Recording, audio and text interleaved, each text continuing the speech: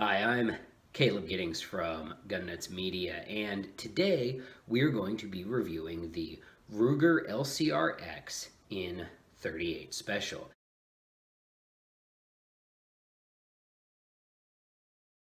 And this isn't just any old Ruger LCRx, it's my personal gun, and it's the 3-inch version. So, let's get started. The first thing I want to talk to you guys about this gun is why I like it and some of the reasons why I think it is probably the best option for a carry gun if you're going to carry a revolver. And we've discussed this before in my videos about carrying a revolver and the best type of revolver for concealed carry, but we're going to specifically talk about the LCRx today and make sure that you guys understand what it is exactly that I like so much about it. All right, now obviously one of the first things that I like and that I think is very important about this gun is that it has a 3-inch barrel. Now, I'm not into the 3-inch barrel because I think the gun needs extra velocity or anything like that, but I feel like the 3-inch barrel carries a little bit better when you carry AIWB. It has a longer front end, obviously because of the barrel, so that helps keep the gun more stable in this vertical position. Now I use a Darkstar Gear holster for this, so if you use that Darkstar Gear holster with a 2-inch gun or the 1.8, whatever the short barrel is, it will work just as well because it's got that extra long toe to stabilize it. But the other reason I like the 3-inch version is because the 3-inch version has adjustable sights on it, all right? One of the big problems with concealed carry revolvers is that most of them don't shoot to the sights with modern carry ammo. All of the old school fixed sight guns are regulated for like 158 grain lead round nose or 148 grain wad cutters, things like that. Now I carry 148 grain wad cutters because they're awesome, but if I carried something else in this gun like the new 130 grain HST micro load, or I was super old school like an old fool who's so cool and I carried 158 grain lead semi wad cutter plus P hollow points, I would want to be able to zero this gun to my carry round. And with the 3-inch LCR, I can do exactly that. Now that's enough intro talk, so let's go shoot a modified version of the Gabe White standards. The reason why it's a modified version is the Gabe White standards normally call for some 6-shot strings. This gun holds 1, 2, 3, 4, 5, and as such, I can't do a 6-shot string with it. So for 2 of the strings, the bill drill and the double failure drill, which is normally 4 body and 2 head, I change it so it's a 5-shot bill drill and 3 body, 2 head. Let's go to the range. Well, that got exciting. 289.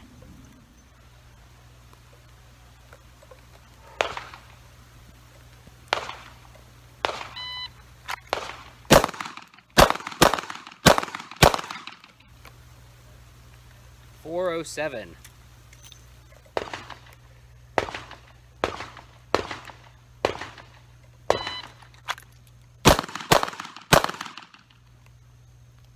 .263, and last but not least, immediate incapacitation.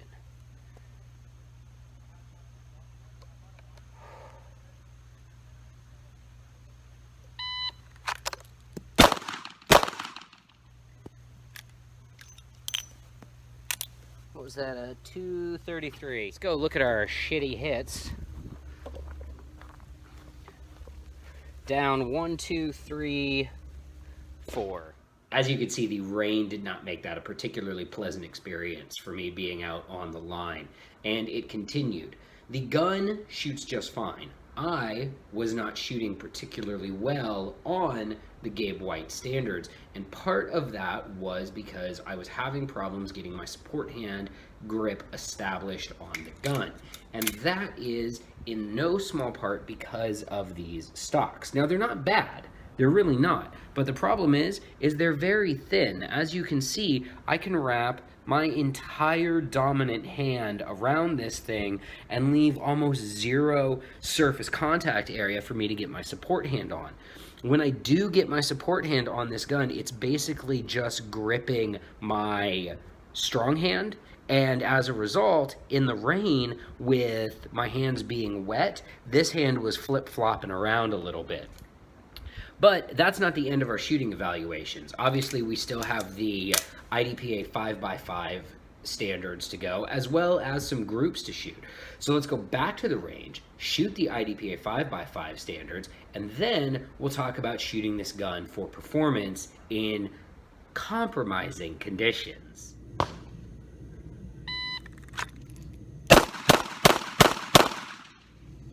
Yikes. I mean, it was fast. 308. Whew, gun's hot. And I did it all for the glory of Instagram.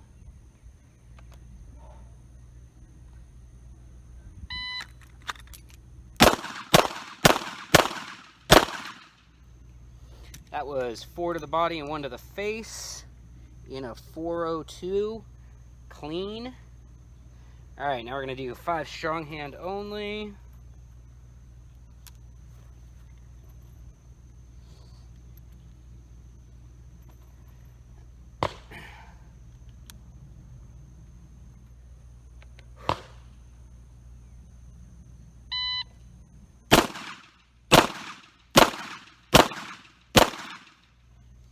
I dropped one of those, 466 down 1. And last but not least, 5 reload 5. This gun's starting to get a little dirty.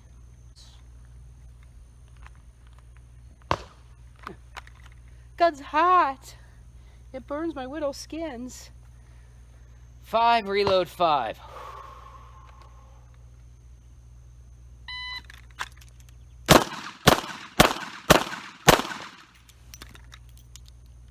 Get in there. The hole is your home.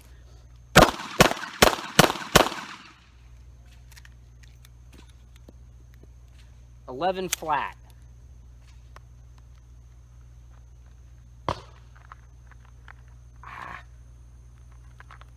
Fuck!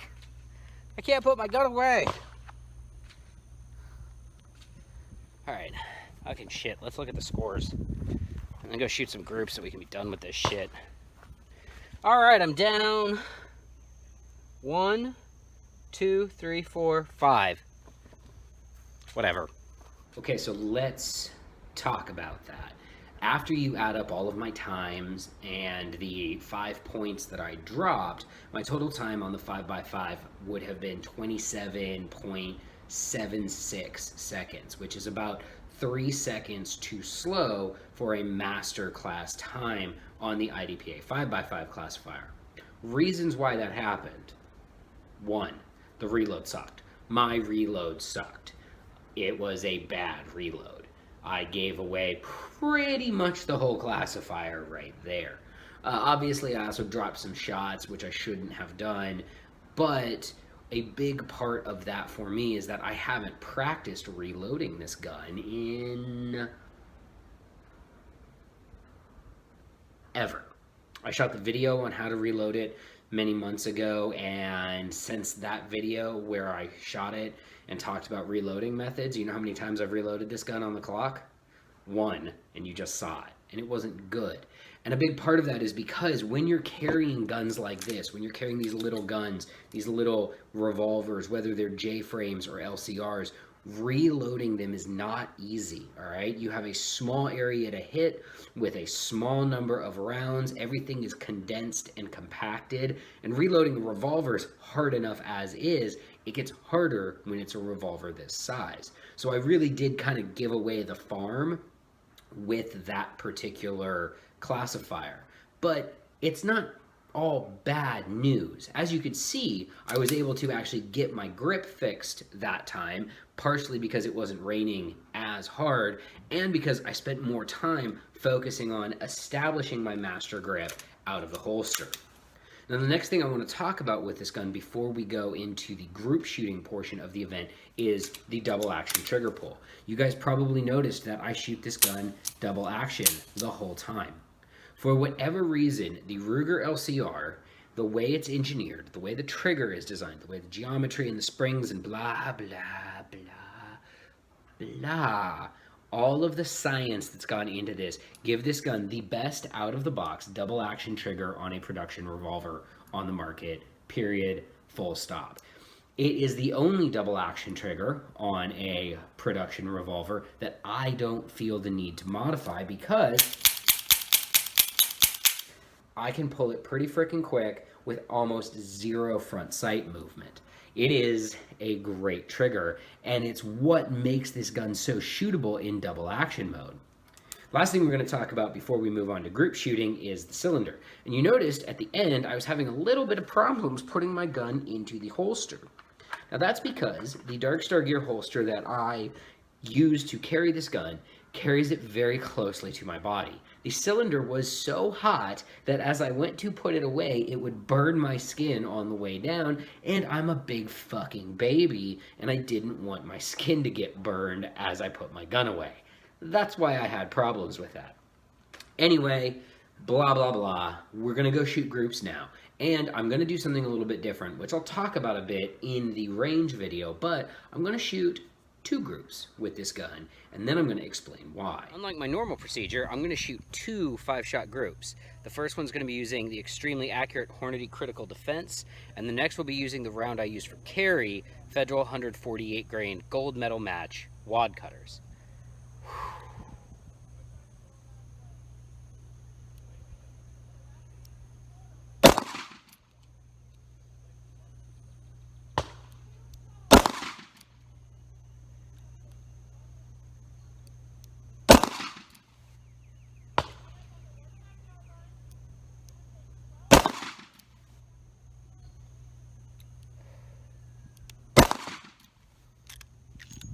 All right, let's go take a look at that,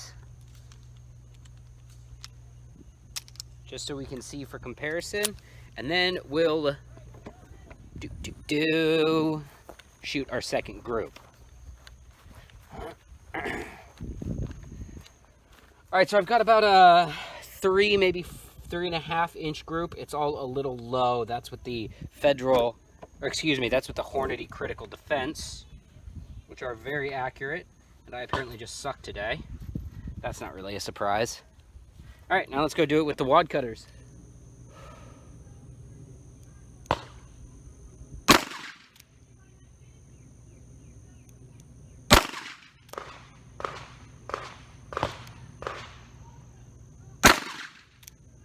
Whoop.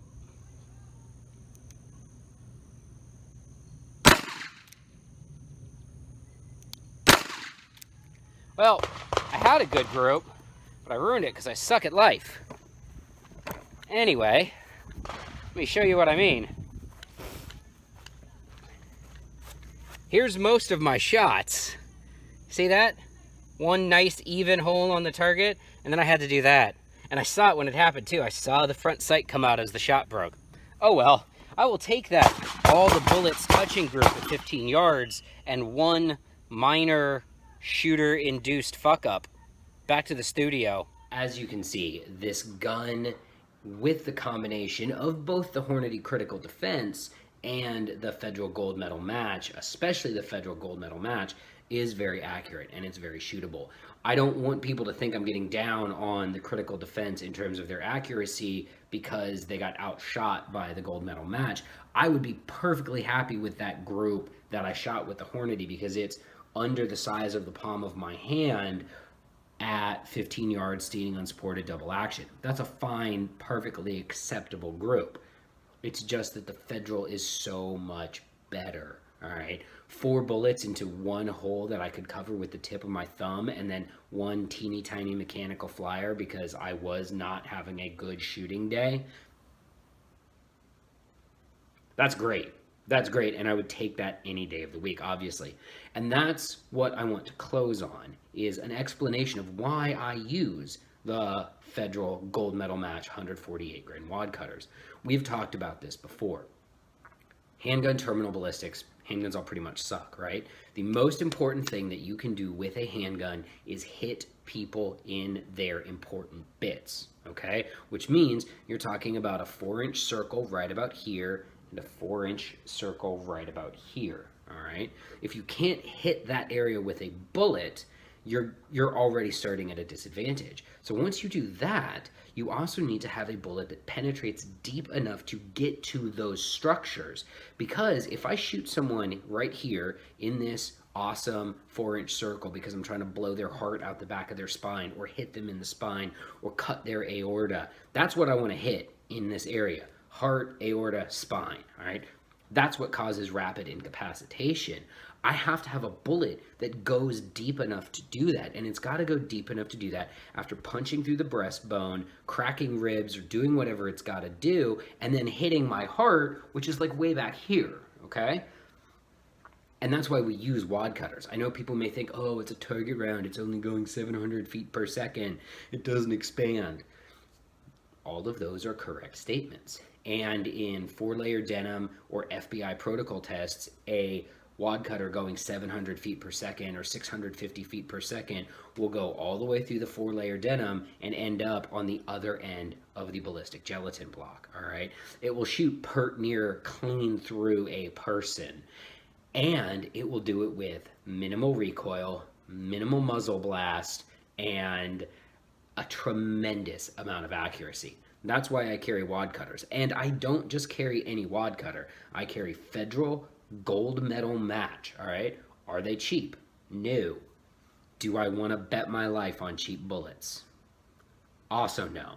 All right, guys, I hope you've enjoyed this review of the Ruger LCRx 3-inch. I think this is a phenomenal gun. If you are looking for a revolver for concealed carry and you want to put the time and effort into mastering a double action trigger pull, this would be the gun that I would recommend for you. I like it better than the 2-inch versions because it has adjustable sights. In Caleb's perfect dream world, Ruger would make a gun like this that has a bobbed hammer. That would be Caleb's perfect LCR, would be this gun with a bobbed hammer in .32 Magnum. I'm Caleb Giddings. Until next time, remember, run your gun, not your mouth.